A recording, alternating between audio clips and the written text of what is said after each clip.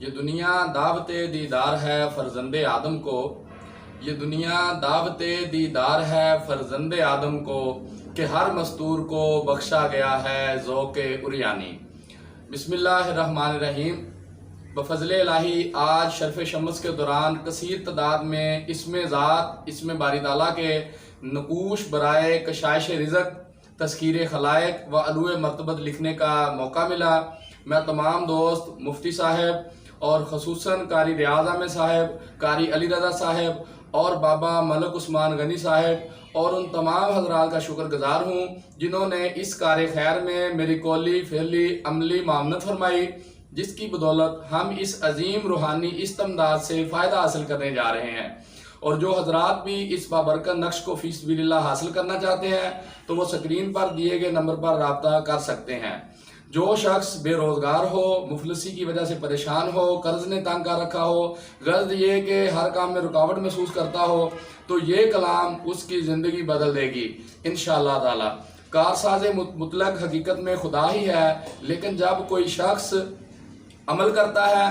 یا کوئی عمل کرتا ہے، اس کے متعلق جو ملائکہ ہوتے ہیں، اس عمل کے متعلق، اس کلام کے متعلق جو ملائکہ اللہ تعالیٰ نے معمور فرمائے ہیں، وہ حکم غیبی کے منتظر ہوتے ہیں۔ شرف شمس کے وقت جو کہ انتہائی ایک اہم وقت ہے اور انوار و تجلیات کے ظہور کا وقت ہوتا ہے، اور جب عمل ریاضت یا قوانین عملیات کی بدولت عالم علوی کی تاثیر کو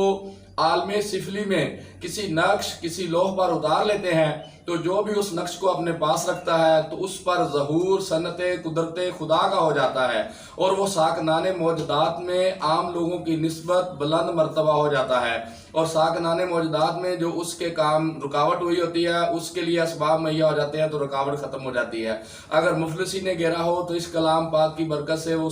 مفلسی سے جاتا رہے گا۔ تو جس طرح کے بندہ اسباب مہیا کرتا ہے اس طرح کا اسے فائدہ حاصل ہوتا ہے۔ تو یہ نقش کثیر فوائد کا حامل ہے، کیونکہ یہ اللہ کے اس نام کی برکت ہے جو اس کا اسم ذات ہے، اور اسم ذات جو ہے وہ تمام اسم صفات کو احاطہ کیے ہوئے ہے، اور اللہ تعالیٰ کے نام کی برکت کا کیا کہنا کہ اس پہ بڑے بڑے اہل علم جو ہے وہ لکھنے سے قاصر ہیں کہ اللہ کے نام کے کتنے فوائد ہیں۔ تو دوستو، اگر آپ کسی بھی روحانی